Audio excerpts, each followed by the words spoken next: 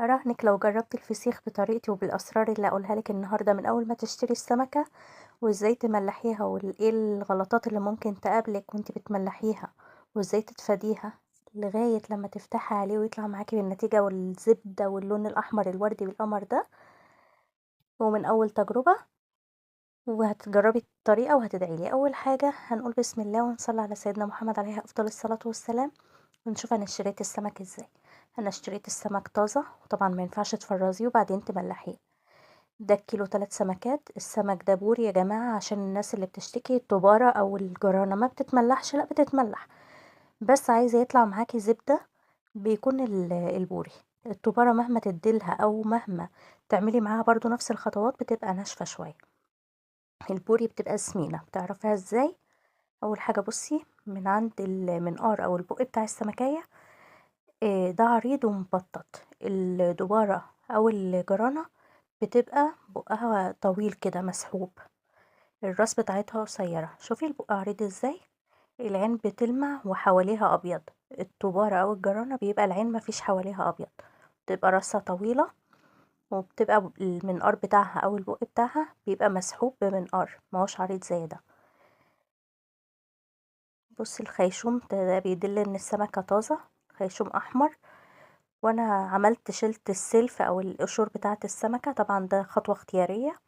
وسبت السمكية بتاع 8 ساعات او 10 ساعات مغطياها بشاشة علشان تنشف، وزي ما انت شايفة كده نشفتها بخياشيم. ده الكلام ده كله برضو بعد ما غسلتها تحت مية جارية كويس وفتحت الخياشيم تحت الحنفية وغسلتها وطلعت اي اتربة او اي طينة ولا اي حاجة من البحر، شلت كل الحاجات دي منها.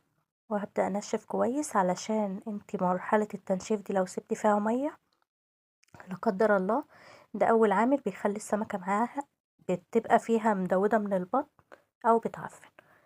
مرحلة التنشيف ان انت تسيبيها في الهواء من 6 ل8 ساعات، طبعا عشان الميكروبات والدبان وكده بتغطيها بشاشة وتنشفيها بمنديل او بقطعة قماش. بصي بقى المساج والدلع اللي هنعمله للسمكية عشان تدينا النتيجة المدلعة اللي احنا شفناها في الاول دي. انا كده كنت بكسر العظم، طبعا هو ما بتكسرش ما تخافيش. بصي هي دي حركة خفيفة كده ان انا بفصل العظم بس عن اللحم بتاع السمكية زي ما انت شفتيه كده في اول الفيديو. نعمل لها شوية مساج كده قمر، ان انت بتضغطي كده بصوابعك على على الفصوص او على اللحم بتاع السمكية. بصي انا بكسر من النص كده، والحتة الناشفة كده بتاعت الديل طبعا العظمية ما بتتكسرش ما تخافيش. وندلع السمكية برضو ونعمل لها احلى مساج في الدنيا عشان تدينا احلى طعم واحلى فص طري وطعم من بره. هنا ده معايا ملح ومعلقة كركم. معلقة الكركم ليه؟ بتدي لون للسمكية. تاني حاجة لو بتطول السمكية شوية بتحافظ على السمكية ان هي برضو ما تدوتش، يعني ليها عامل كويس في الحفاظ على السمكة. كمان تحافظة برضو بتغير الطعم؟ لا يا جماعة ما بتغيرش الطعم خالص. مهمة لو انتي هتسيبي السمك وقت طويل.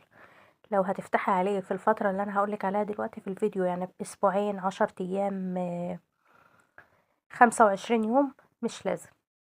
نوع الملح بقى، انا كده جبت طبق عشان ننقل السمك فيه. واحدة قمرية من متابعيني الامارات اللي هيحطوا لايك الوقت لو وصلوا معايا لحد هنا في الفيديو ويقولوا لي بيتابعوني من اي بلد وبيملحوا بالطريقة بتاعتي ولا لا.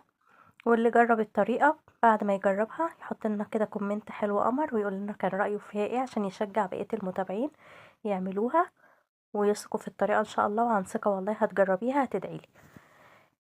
ده ملح ناعم من بتاع الطبيخ عادي خالص. هقولك الوقت الفرق بينه وبين الملح الخشن. الناس بتجيب ملح او بتقول ملح خشن ليه وملح ناعم ليه، يعتبر مفيش فرق بس انا هقولك وفي فرق، يعني مفيش فرق وفي فرق بس انا هقولك ايه الفرق. هنا زي ما انت شفتي كده انا بحط في بق السمكية شوية ملح وبضغط بصباعي ان انا احاول اوصل شوية ملح صغننين كده للبطن عشان البطن ما تدوتش لا قدر الله.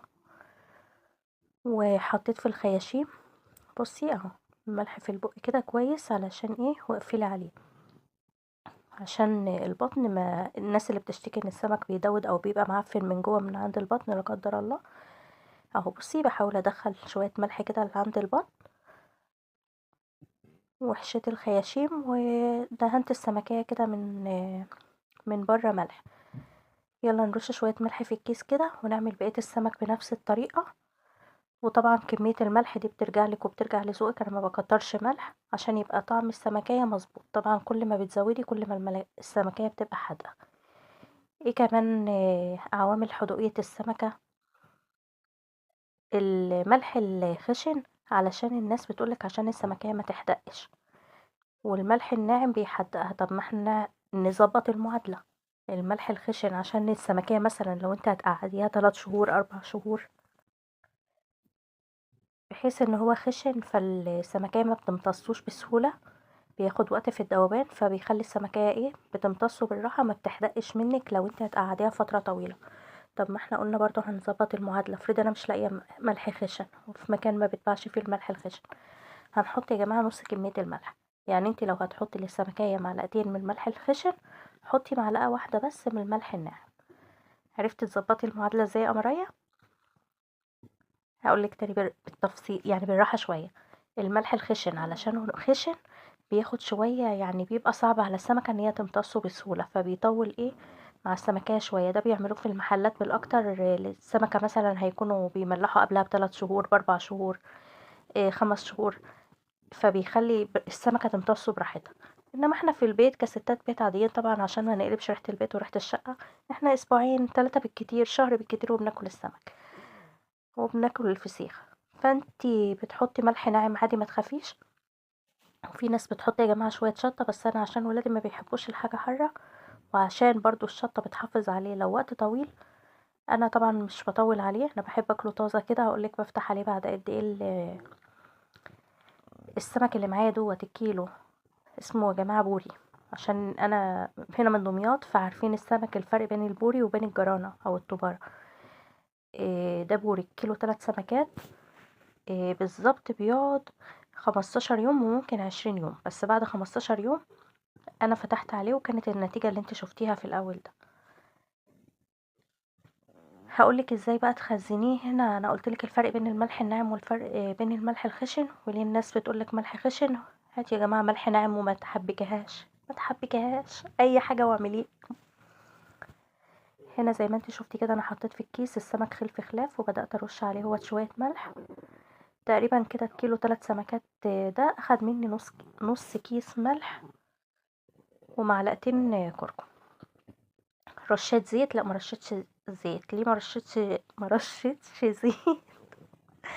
علشان السمكية سمينة. انا جايبة السمكية وانا واثقة ان السمكية سمينة، هي هتنزل زيت، وهوريكي الوقت واحنا بنفتح عليه هي منزلة كمية زيت قد ايه. فالزيت غالي، ليه انا اهدر زيت وابوظ الدنيا واخسر نفسي زيت، وهو اساسا السمكة مليانة زيت ما شاء الله، السمكة سمينة، فانا واثقة فيه.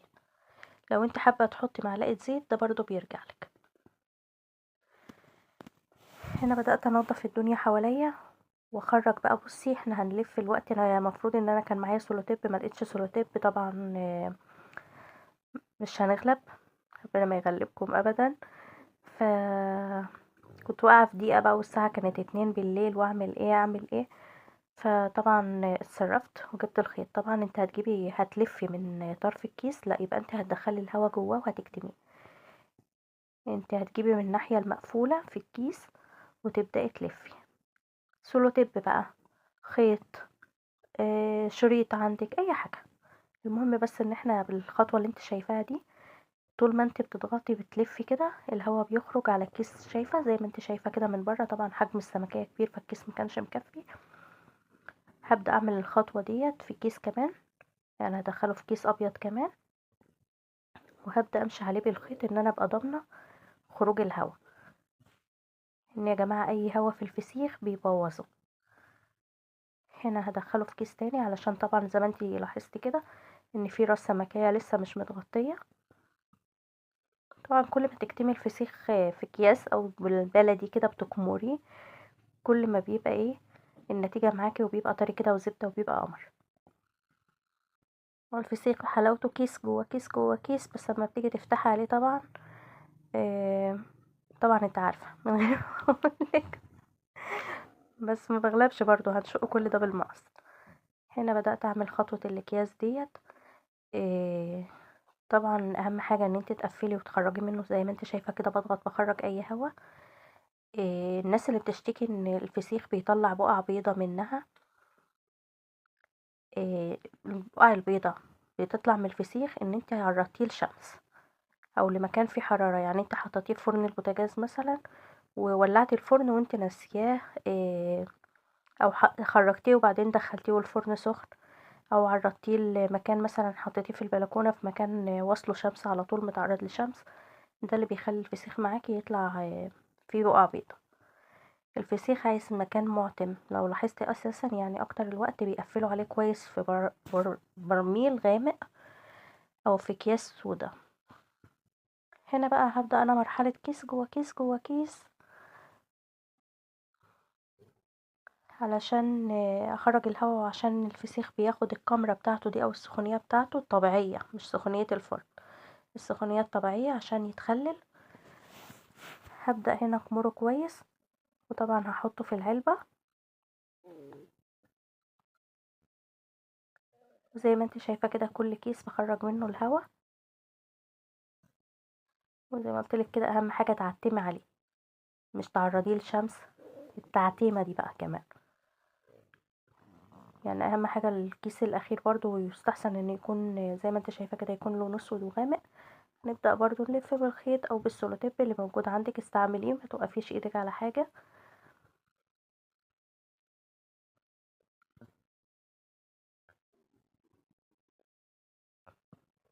كده بقى بعد ما لفيته اللفة الصح، هبدأ احطه في العلبة وهسيبه بالظبط. قلتلك الفسيخ اللي معايا دوت بيقعد 15 ل20 يوم، بس بعد 15 يوم ما تخافيش هيبقى زي الفل. وكل يومين بالظبط تقلبيه على الوش التاني. يعني انت حطيتيه على الجهة دي او حطيتي الكيس كده جوه العلبة، بعد يومين اقلبي الكيس على الناحية التانية من غير ما تفتحيه وما تفتحيه هو مفتوح. الفسيخ برضو ما تفتحيش عليه خالص، مش تفتحي مثلا بعد اسبوع وتقول لما اشوفه كده وبعدين اعينه تاني، لا يدوت خلاص، ما يتعرضش الهواء. تفضلي سايباه كده مقفول وتقلبيه وهو مقفول.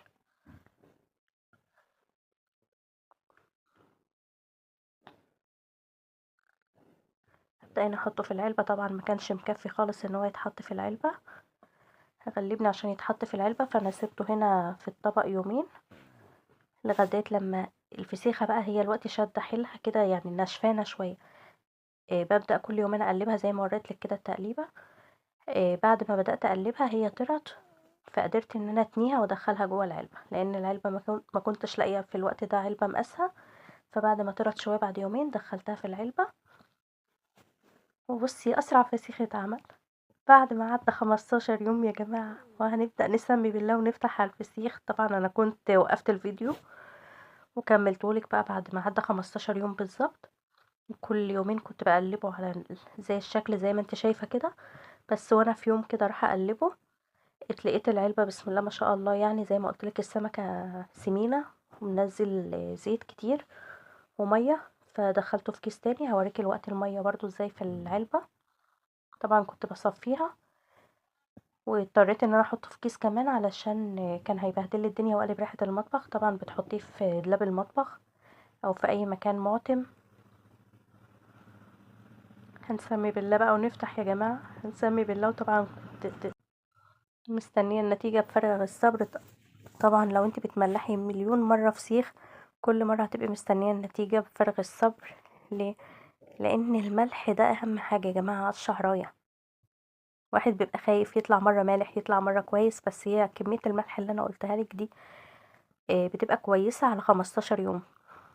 طيب لو انا هقعده شهر قللي شوية الملح، لو هقعده شهر ونص طبعا برضو قللي شوية الملح، بس مش قللي اول درجة ان هو يعني يبقى مفيش ملح، لا قللي شوية الملح. ويستحسن لو انت هتقعديه سيبيه بالظبط المقاس اللي انا قلتلك عليه ده 20 يوم، وافتحيه وعبيه في كيس كويس او في علبة كويسة وعينيه في الفريزر. لو سنة بقى خلاص مش هيحصل له حاجة، عشان تبقي واثقة من نتيجة الحدوقية بتاعته. ما تسيبهوش في الملح وقت طويل وبعدين يحدق منك. لا انا رأيي ان او انا بعمل كده اصلا، يعني انا لو ملحت بعد 15 او 20 يوم بالكتير، ملحة كمية فضل معايا فسيختين 3 بعينهم في الفريزر. وهنا بقى بعد ما طلعته من الكيس ومسحته كده بمنديل، علشان ما شاء الله كان الملح والسمونية مش عارفة امسكه. انت لو لاحظت ايديا كلها بتلمع ازاي من السمونية او الزيت اللي نزل منه. شوفي ما شاء الله الزيت هوريهولك دلوقتي، بس طبعا عشان ايدي زفرة كانت الكاميرا اتهزت مني ما اجاش معاكي بالظبط، بس هوريك اهو. يعني ما اجاش الزيت وانا بفتحه كان منزل، والله العظيم كان منزل كمية سمونية وزيت. يعني ما شاء الله ما شاء الله، وربنا يبارك للراجل اللي بشتري منه بجد. احنا هنا عشان في السواحل او في دمياط كل السواحلية هيبقوا عارفين السمكية اللي في ايدي ازاي، وانا قصدي ايه وانت بتشتريها، ان دي سمكية سمينة وحلوة بجد. شوفي السمكية طرية اصلا في ايدي خالص ازاي، ده نتيجة الدلع اللي دلعناه لها في الاول اللي هو المساج. بصي ما شاء الله السمونية،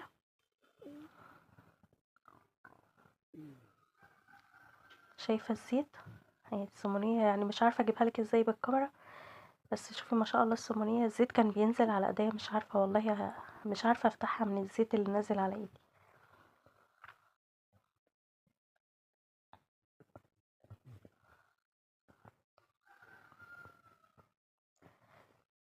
طبعا انت شايفة السمكية في ايدي نظيفة، مفيش اللي هو القشور ولا في قشور في الطبق اللي هي السلف ده، لان انا قلتلك بحبها كده، بحب انضفها بالسكينة كده اشيل السلف.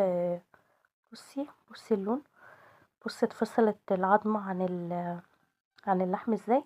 ده معناه ان اللحم لو العظمة ماسكة في اللحم، وبصي بيطلع من الجلد ازاي، ده يتغمس يا جماعة، ده يتغمس ما يتفصص. بصي ما شاء الله، واللون وردي ازاي، والفص طالع ازاي، والحدق والله كان مظبوط جدا جدا جدا. والسلف زي ما قلتلك انا بشيله عشان ما يبهدلش الطبق ويبهدل الدنيا، انا بحبه كده، بحسه شكله نضيف وبيبقى السمكية نضيفة وانت بتاكليها، ما تقعدش تبهدل ايدك سلف وانت بتاكلي. السلف برضو اللي هو ايه، اللي هو يا جماعة القشور البيضة اللي بتبقى على السمكية من بره. بصي السمكية طرية ازاي، زبدة يا جماعة، دي تتغمس كده كأنك بتغمسي من طبق زبدة، مش بتفصصي فسيخ. ودي كانت النتيجة بعد 15 يوم بالظبط. احلى فسيخ، احلى سمك بوري، احلى اختيار للسمك زي ما علمتك وزي ما قلتلك. بصراحة انا جوعت وانا بشرح لكم الفيديو، مع اني اكلته، عايزة اروح املح الوقت تاني واكله تاني. بصي بيطلع ازاي بالعيش بقى وتغمسيه بالمنظر ده. بصي الفص الاحمر، بصي الزيت والسمونية اللي طالعة منه. يا رب اكون قدرت افيدك النهاردة، وانا مش عارفة اقولك يعني ايه، انا جوعت وانا بصور لك الفيديو. بحبكم في الله، كل سنة وانتم طيبين.